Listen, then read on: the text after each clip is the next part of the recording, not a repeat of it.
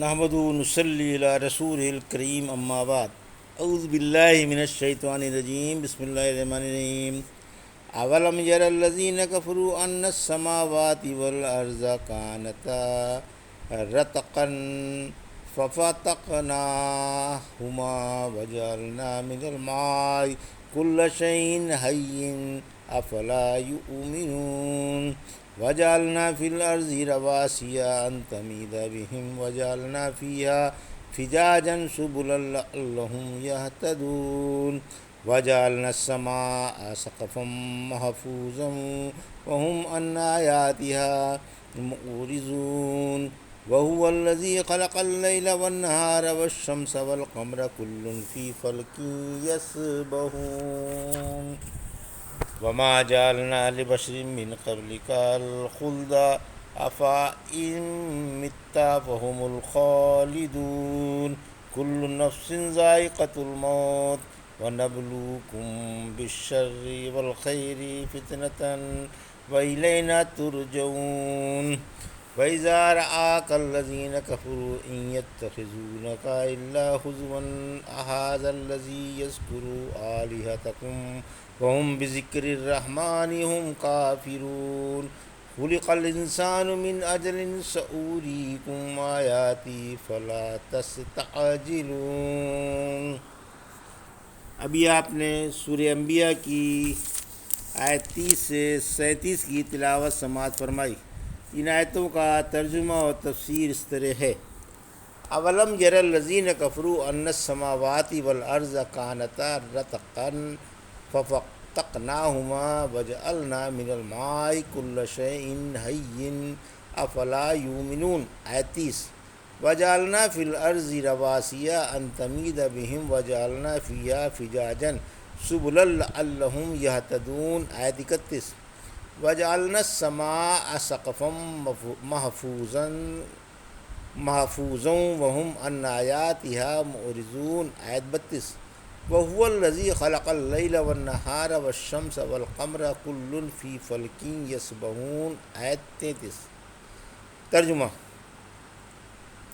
کیا کافروں کو معلوم نہیں کہ آسمان و زمین ملے جلے تھے، پھر ہم نے انہیں پھاڑ کر جدا کیا اور ہم نے پانی سے ہر زندہ چیز بنائی؟ کیا پھر بھی یہ ایمان نہیں لاتے؟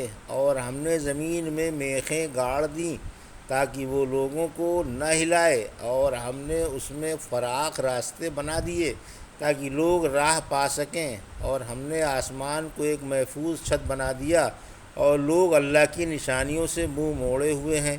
اسی نے رات دن کو اور سورج چاند کو پیدا کیا، ہر ایک اپنے اپنے محور میں گھوم رہا ہے۔ یہ تھا ترجمہ سورہ انبیاء کی آیت 30 سے 33 کا تفسیر۔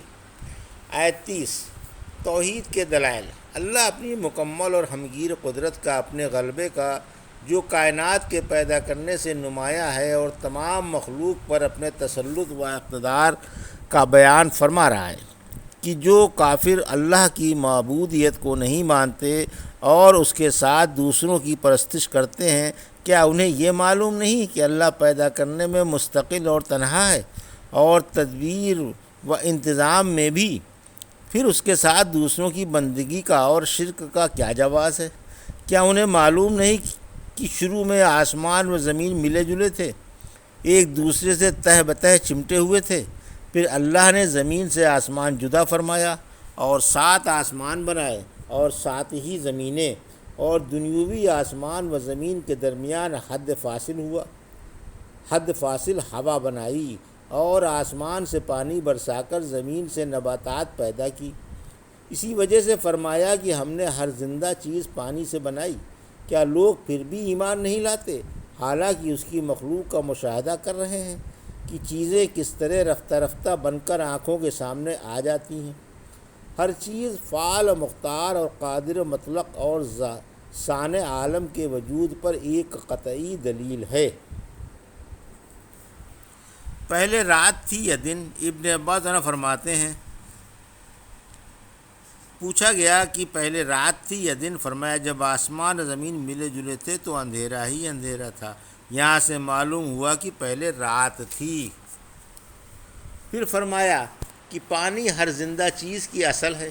ابو ہریرہ سے نے رحمت عالم صلی اللہ علیہ وسلم سے کہا، آپ کو دیکھ کر میری آنکھوں میں ٹھنڈک اور دل کو چین آ جاتا ہے، آپ ہمیں ہر چیز کے بارے میں بتائیں۔ فرمایا ہر چیز پانی سے پیدا کی گئی۔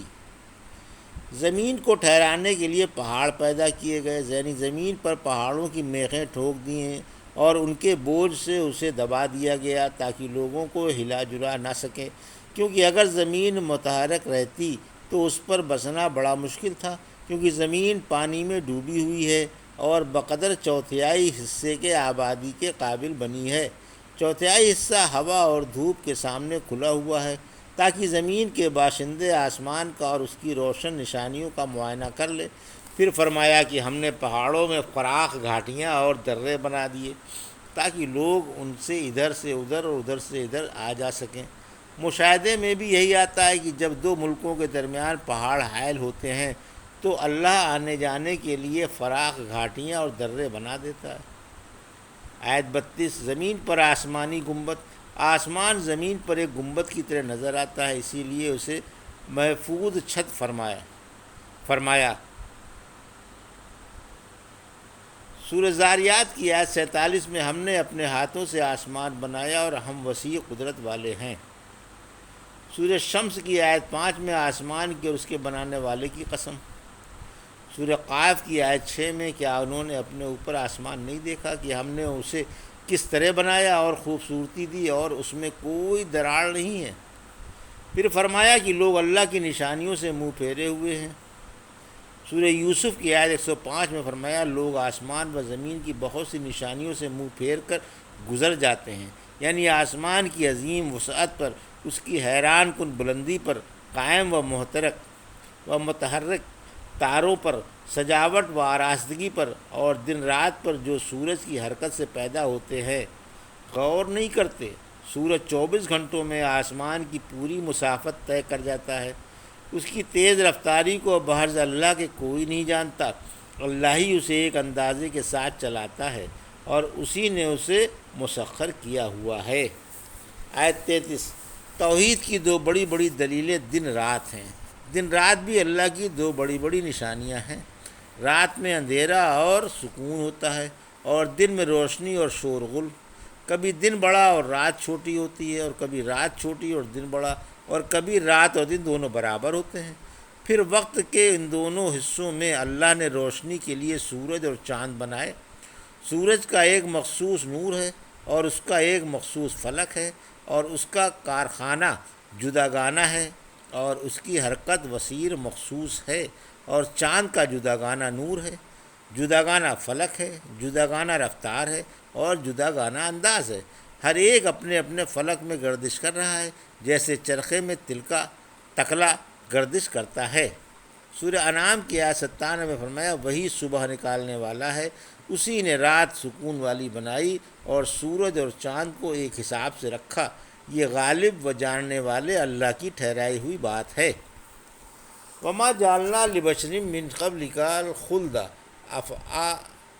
افإن مت فهم الخالدون۔ آیت 34، کل نفس ذائقۃ الموت ونبلوکم بالشر والخیر فتنۃ والینا ترجعون۔ آیت 35، ترجمہ، ہم نے آپ سے پہلے کسی انسان کو ہمیشگی نہیں دی، پھر اگر آپ فوت ہو جائیں تو کیا یہ ہمیشہ رہیں گے؟ ہر شخص موت کا ذائقہ چکھنے والا ہے۔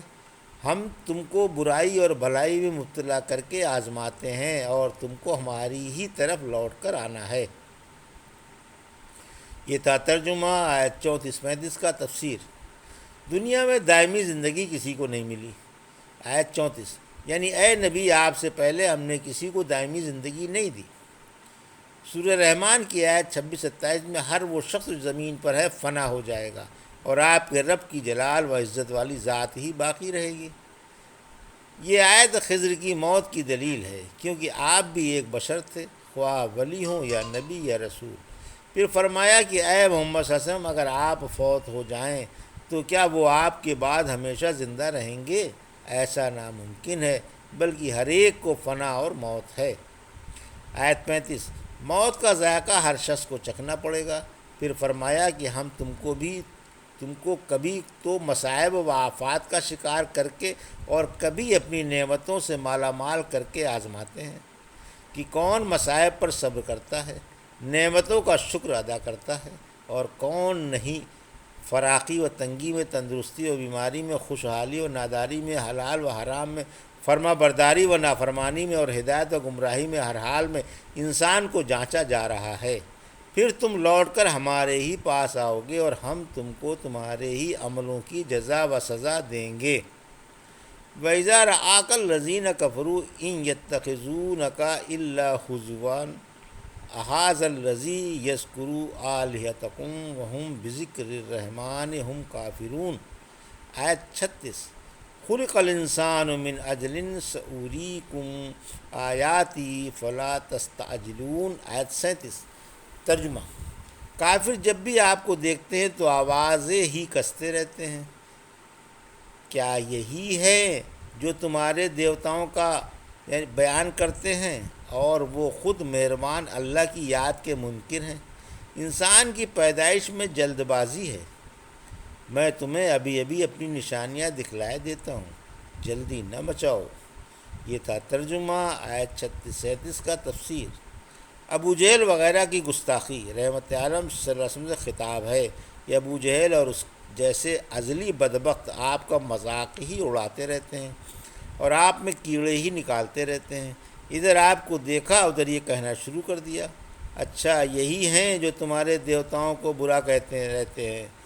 یہ جاہل آپ کی بے ادبی کرتے رہتے ہیں اور آپ کو احمق بتاتے رہتے ہیں۔ پھر فرمایا کہ یہ بدبخت اللہ کا تو انکار کرتے ہی تھے، مگر اب اللہ کے مقدس رسول کا مذاق اڑا رہے ہیں۔ سورہ فرقان کی آیت 41-42 میں فرمایا، جب یہ مشرک آپ کو دیکھتے ہیں تو آپ کا مذاق اڑاتے ہیں اور کہتے ہیں کیا یہی ہیں جن کو اللہ نے اپنا رسول بنا کر بھیجا ہے؟ یہ تو ہمارے معبودوں سے ہم ہٹا ہی دیتے ہیں اگر ہم صبر سے ان پر جمے نہ رہتے، اور جب یہ عذاب دیکھیں گے تو انہیں معلوم ہو جائے گا کہ کون راہ سے ہٹا ہوا تھا۔ آیت 37۔ انسان میں فطری جلد بازی ہے، یعنی انسان کی فطرت میں جلد بازی ہے۔ سورہ اسرا کی آیت 11 میں فرمایا، انسان تو ہے ہی جلد باز۔ یہ تھا سورہ انبیاء کی آیت 30 سے 37 کا ترجمہ اور تفسیر جو بھی آپ نے سماعت فرمائی۔ بارک اللہ لی و لکم فی القرآن الحکیم ونفعنی وایاکم بآیات الذکر الحکیم۔